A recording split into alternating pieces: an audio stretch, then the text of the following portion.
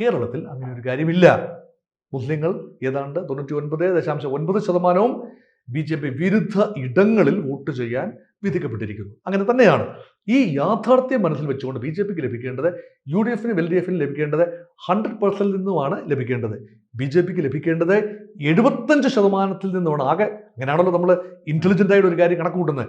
75% ജനസംഖ്യയിൽ നിന്ന് മാത്രമാണ് വിന്നബിലിറ്റിയിലേക്ക് പോകേണ്ടത്. വിന്നബിലിറ്റി ഒരു കൃത്യം ത്രികോണ മത്സരത്തിൽ പോലും വിന്നബിലിറ്റി ഉണ്ടാകണമെങ്കിൽ 33.33% ഉണ്ടാവണം. അത് ലഭിക്കണമെങ്കിൽ പരമ്പരാഗതമായി BJP പിന്തുണയ്ക്കുന്ന ചില വിഭാഗങ്ങളുണ്ട്. കൂടുതൽ വിഭാഗങ്ങൾ, ഈഴവ കമ്മ്യൂണിറ്റി ഉൾപ്പെടെ ചില കമ്മ്യൂണിറ്റികളിൽ നിന്നും ഇടതുപക്ഷത്തേക്ക് ചാഞ്ഞു നിന്ന പല വോട്ടുകളും കഴിഞ്ഞ ലോക്സഭാ തെരഞ്ഞെടുപ്പിൽ ഈ BJPയിലേക്ക് മാറുന്നത് കണ്ടു. അങ്ങനെ ചരിത്രത്തിലെ എക്കാലത്തെയും വലിയ വോട്ട് ശതമാനമായ 20% വോട്ട് 19.97 അതാണ് കൃത്യ കണക്ക്. അതാണ് BJPക്ക് ലഭിച്ച വോട്ട്, അല്ലെങ്കിൽ NDAക്ക് കേരളത്തിൽ ലഭിച്ച വോട്ട്.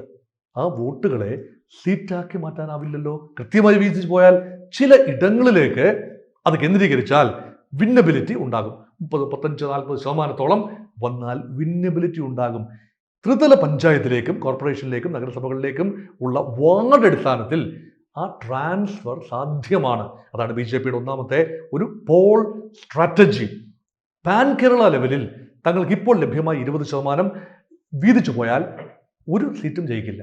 കൂടുതൽ വാർത്തകളും വിശേഷങ്ങളും നിങ്ങളിലേക്ക് എത്താൻ ABC മലയാളം സബ്സ്ക്രൈബ് ചെയ്യുക, ബെൽ ബട്ടണും അമർത്തുക.